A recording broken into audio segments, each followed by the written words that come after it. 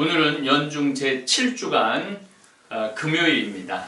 그리고 3월 1일입니다. 오늘부터 봄이 되는 날이죠. 복음 말씀 먼저 듣겠습니다. 마르코가 전한 거룩한 복음입니다. 그때 예수님께서 유다 지방과 요르단 건너편으로 가셨다. 그러자 군중이 다시 그분께 모여들었다.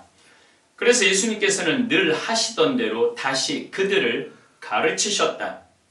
그런데 바리사이들이 와서 예수님을 시험하려고 남편이 아내를 버려도 됩니까? 하고 물었다. 예수님께서 그들에게 모세는 너희에게 어떻게 하라고 명령하였느냐? 하고 되물으시니 그들이 이혼장을 써주고 아내를 버리는 것을 모세는 허락하였습니다. 하고 대답하였다. 그러자 예수님께서 이르셨다. 너희 마음이 완고하기 때문에 모세가 그런 계명을 기록하여 너희에게 남긴 것이다. 창조 때부터 하느님께서는 사람들을 남자와 여자로 만드셨다. 그러므로 남자는 아버지와 어머니를 떠나 아내와 결합하여 둘이 한 몸이 될 것이다. 따라서 그들은 이제 둘이 아니라 한 몸이다. 하느님께서 맺어주신 것을 사람이 갈라놓아서는 안 된다. 집에 들어갔을 때 제자들이 그 일에 관하여 다시 묻자 예수님께서 그들에게 말씀하셨다. 누구든지 아내를 버리고 다른 여자와 혼인하면 그 아내를 두고 간음하는 것이다. 또한 아내가 남편을 버리고 다른 남자와 혼인하여도 간음하는 것이다. 주님의 말씀입니다. 그리스도님 찬미합니다. 오늘은 3월 1일 대한독립 만세 100년 되는 해입니다. 3.1 만세 운동은 일제 강점기에 있던 우리 한국 조선인들이 일본 제국주의의 지배에 항거해서 1919년 3월 1일 한일 병합 조약의 무효와 한국의 독립을 선언하고 비폭력 만세 운동을 시작한 사건입니다.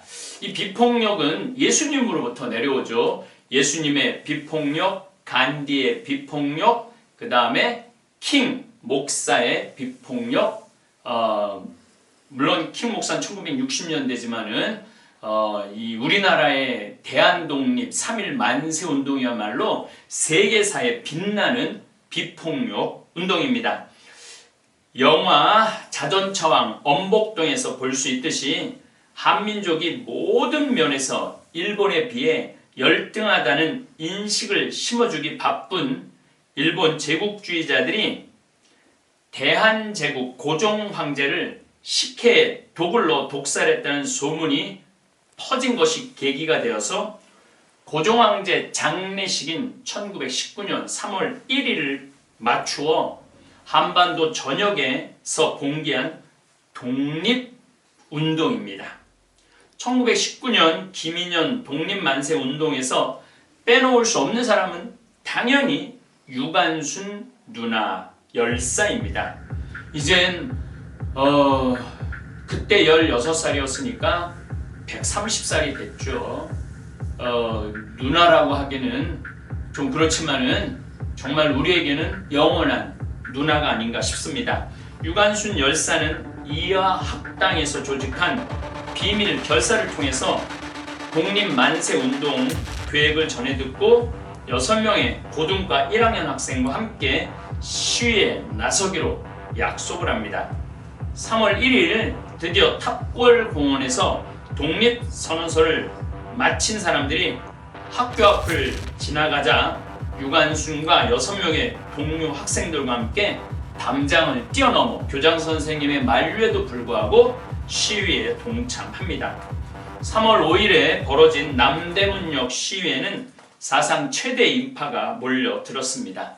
학생 대표들이 앞장선 가운데 이화학당의 유관순과 정신여학교의 이애주, 유명하죠. 이분도 서울 지역의 남녀 학생들 대부분이 참가했고 고종황제의 장례를 마친 다음 기차편으로 귀향하려던 사람 지방민들도 대한독립 만세 운동에 참여합니다.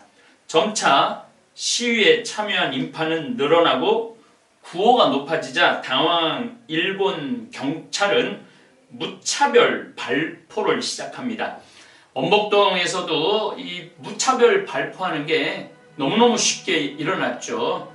그만큼 일제, 일본 제국주의자들은 조선 사람들을 파리 죽이듯이 죽였습니다. 학생들은 총탄에 맞아 피 흘리는 친구들을 얻고 그들의 비인도적인 만행에 이를 갈죠. 그들의 가슴 속에서 치열한 분노가 들끓으면서 만세운동은 전국으로 확산이 됩니다. 그리고 그 한가운데 유관순 열사가 있었습니다. 조선 총독부 공식 기록에는 집회인 수가 106만 명이고 그 중에 사망자가 7,500명, 구속된 자가 4만 7천 명이라고 그랬는데 100만 명보다 훨씬 많은 우리나라 저 청진서부터 저 부산, 제주까지 독립만세운동이 일어났습니다. 정말 전 세계에서 볼 수 없는 비폭력 저항 독립운동이었죠. 3.1운동은 현대 대한민국 정부 수립의 기원이 됩니다. 3.1운동을 계기로 해서 1919년 4월 11일 날 중국 상하이에 대한민국 임시정부가 수립이 됩니다. 한편 3.1운동을 계기로 해서 군사, 경찰에 의한 강정책을 펴던 조선 총독부는 민족 분열책인 일명 문화통치로 정책을 바꾸게 됩니다. 이때부터 문인들이 친일로 돌아서고 많은 사람들이 친일로 돌아서게 되죠. 특별히 유관순 열사는 3월 31일 밤 벌써 한 달이 지났죠. 지령리 매봉정상에서 시뻘건 불 한가운데 서 있었습니다. 거사를 깨우는 봉화였죠.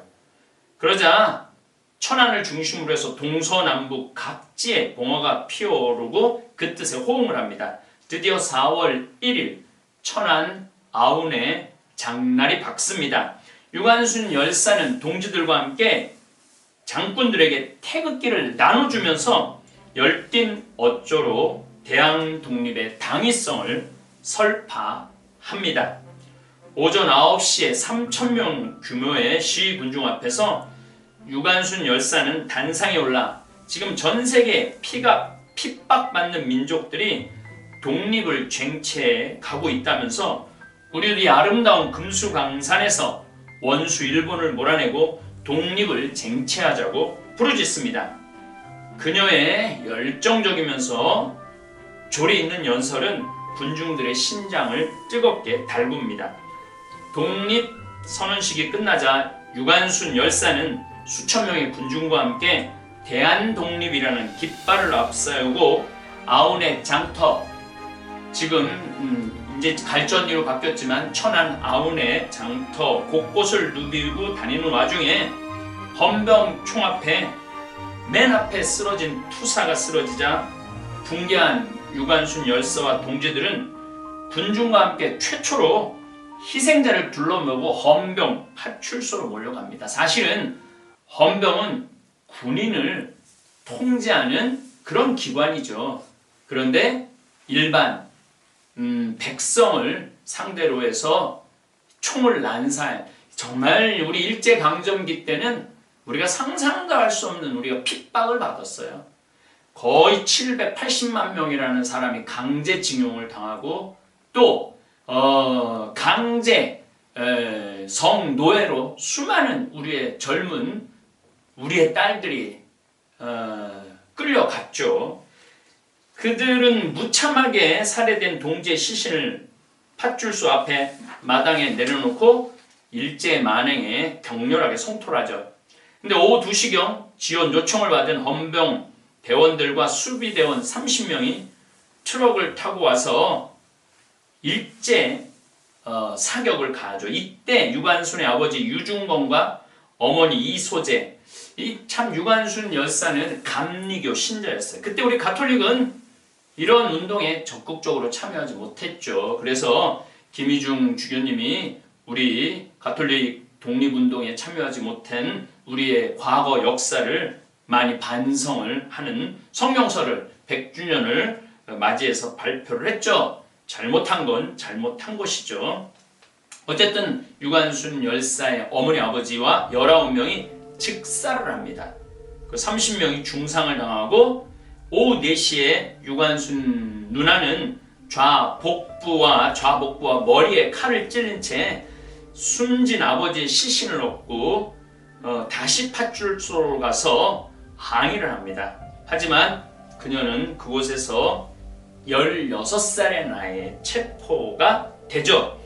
체포가 돼서 공주로 끌려가는데 미성년자인 점을 감안해서 범죄를 시인하고 수사에 협조하면 석방해주겠다고 했지만 이런 지하에 거절을 합니다. 내 한몸 편안하고자 부모를 학살한 흉족들과 손을 잡을 수는 없다. 그렇게 공주 검사국에서 갖은 고초를 감내하던 유관순은 오빠 유간옥과 만납니다. 부모를 한날에 잃어버린 졸지에 고아가 된 남매는 서로 부둥켜 안고 뜨거운 눈물을 흘렸지만은 대한독립의 열망까지는 이르지 못하죠.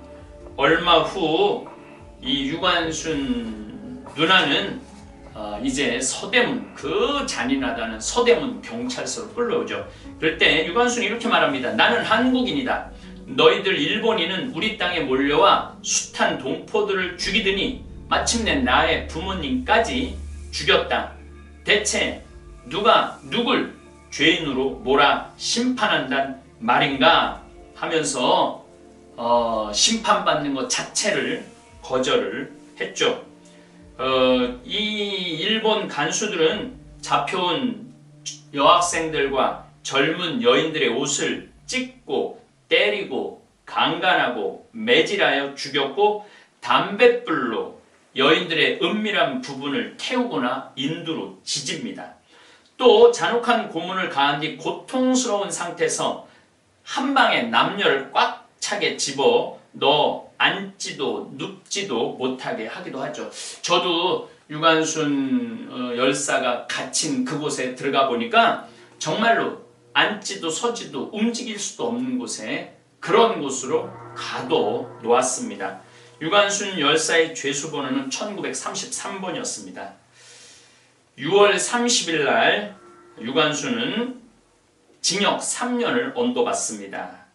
그녀는 재차 형벌의 부당함이 아니라 일본 제국주의 자체를 거절했던 것이죠. 9월 11일 상고가 기각되면서 형이 확정되고 1920년 4월 28일 벌써 1년의 감옥 생활을 하죠.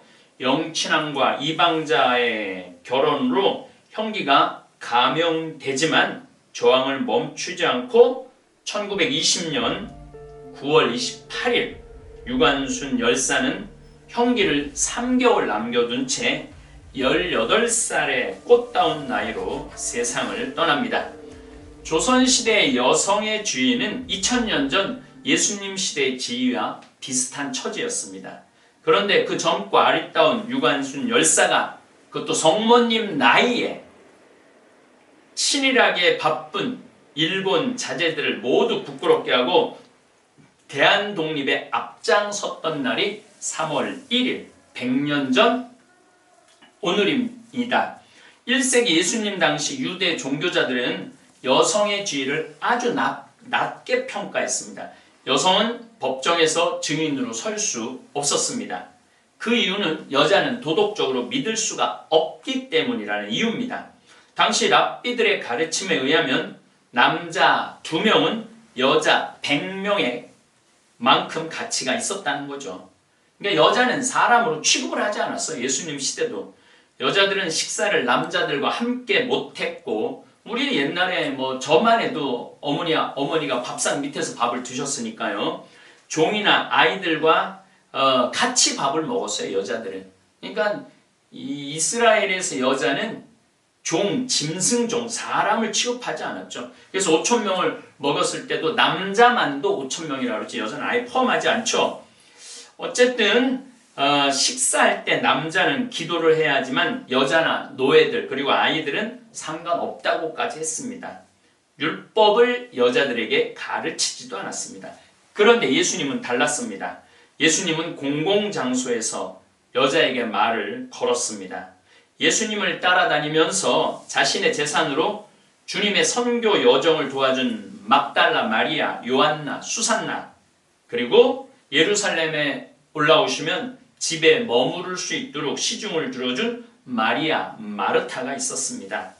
오늘 복음에서도 한 남자와 한 여자가 동등한 지위를 지닌 채 결혼 생활을 해야 한다는 말씀, 파격적인 가르침입니다. 그만큼 예수님은 여성을 온전한 한 인격체로 인정하고 존중해 주신 것입니다. 그게 2000년 지나서 대한, 조선, 유관순, 그때 감리교 신자였던 유관순 열사에게까지도 저는 영향을 미쳤다고 생각을 합니다. 이제 남성들도 남성 우월주의에서 벗어나 대한독립을 외친 유관순 누나와 한 집에서 가정공동체를 이룬 아내를 존경하고 존중하는 마음을 지녀야 할 것입니다. 오늘 대한독립을 위해 목숨을 바친 순국 영혼들을 위해 기도하는 하루 되길 바라면서 이제 그러한 숱한 희생과 죽음 위에 지금 대한민국은 5000년 역사 이래 가장 정말로 풍요로움을 누리고 있고 자존감이 높아지고 있습니다. 트럼프와 김정은이 만나서 지금 평화를 위해서 한 걸음 한 걸음 앞으로 나가고 있습니다. 우리 민족이 언제까지 같은 민족이 총뿌리를 겨누고 서로 적대 행위를 해야만 합니까? 많은 분들 북한을 위험 요소로 생각하는 분들이 많은데 진짜 위험 요소는 일본이에요. 일본. 우리의 진짜 적은 일본이에요.